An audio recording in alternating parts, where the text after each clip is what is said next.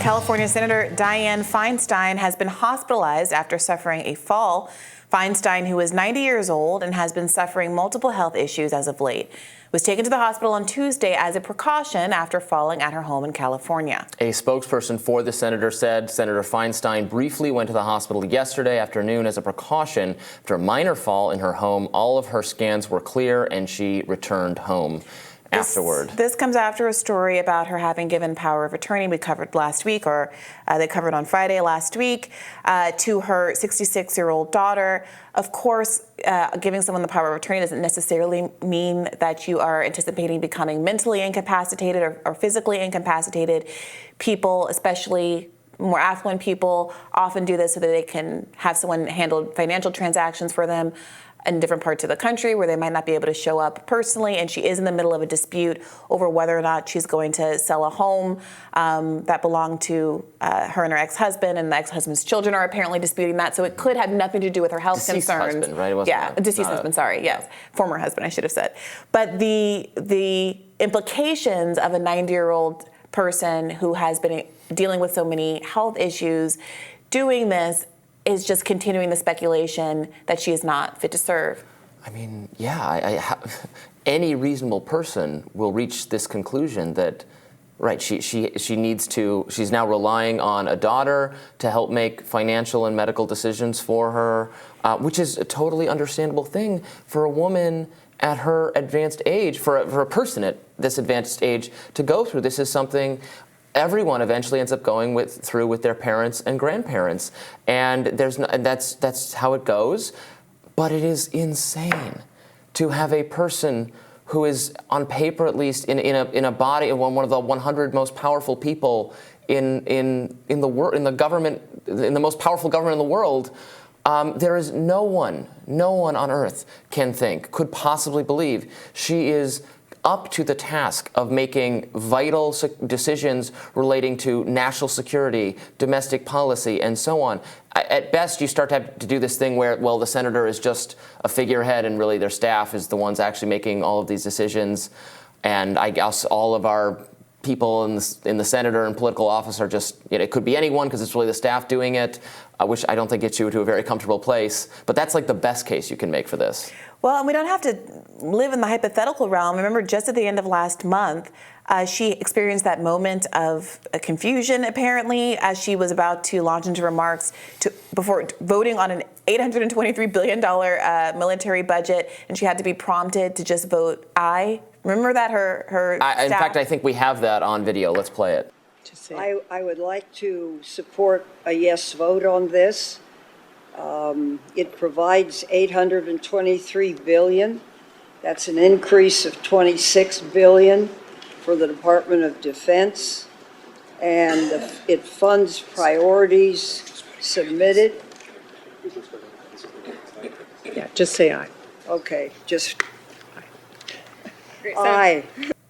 Yeah, so maybe that is the kind of moment that everybody can have, where you can obviously get confused and your staff can tell you that this is not the time or the place, you have a lot on your plate.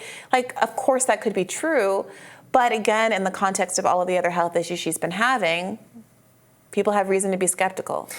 Mitch McConnell obviously had his blank moment the other day, maybe it was last week or the week before. Mm-hmm.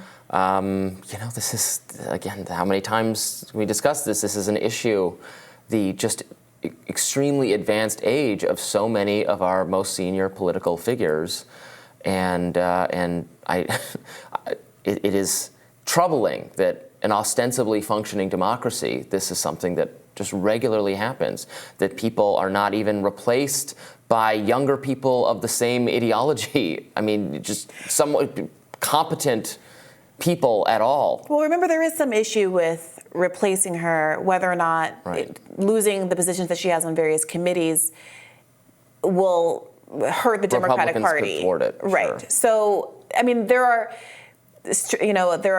kind of strategic reasons that the Democratic Party won't just get rid of her. I don't think that they're clinging to her out of any sense of generalized loyalty or desire to keep her in the seat. But maybe that also does speak to some of the procedural failures of our system, and perhaps a lack of bipartisan congeniality that perhaps in a different day and a different time Democrats would not have had such a hard time replacing her, and there might have been more of an effort to say, well, you got me on this one, I'll get you on the next one, because but for the grace of God goes Mitch McConnell. Right. Nancy Pelosi defended Feinstein, robust defense of her right to occupy that seat as long as she wants, and she tried to do you're an anti-feminist if you're criticizing this. Yes, just like you said, might be because maybe Nancy Pelosi needs that at some point. I mean, obviously she's not in her leadership position anymore, but apparently there's some very complicated dynastic relationships happening in California politics between the Pelosis, the Feinsteins, and the Newsoms that has created a lot of complications in the state from an endorsement perspective. They all have families that have relationships with each other going back, and the fact that each of them have various agendas in terms of the succession plan in California have caused there to be a lot of subtlety in the attacks on each other and the ways that they are trying to push and shove each other out. They can't come out so openly because they do apparently have this long-standing kind of entangled familial relationship, which is another huge problem with our alleged democracy. I will say that the part of that Feinstein clip that is under-remarked upon is the enormous defense budget that is being raised by $20 billion with no pushback whatsoever. There is certainly bipartisanship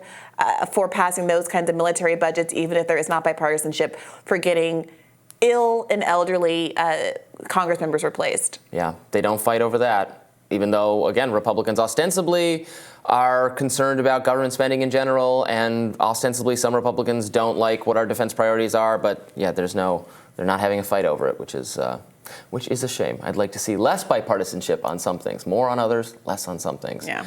Well, I'm sure we'll be talking about this. I don't relish talk. I feel it's I don't like watching an older person in a position they can no longer occupy. And again, not just older, but impaired, because it seems like Noam Chomsky's in his 90s doing just fine out there. Yeah.